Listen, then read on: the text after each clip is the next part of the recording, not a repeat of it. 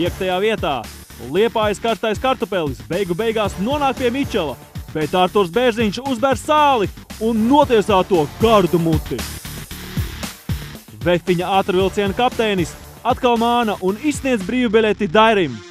2 punkti un 4. vieta. Signālu prot sasist arī Latvijā. Mūsu bazerbīteru solistam Jānim Strelniekam 3. vieta.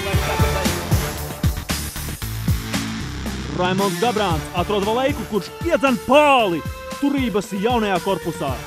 2-2-2 numur 2 šonedēļ.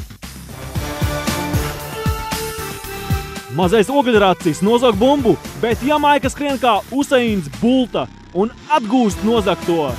Paldies, Ašton! Man 1. vieta!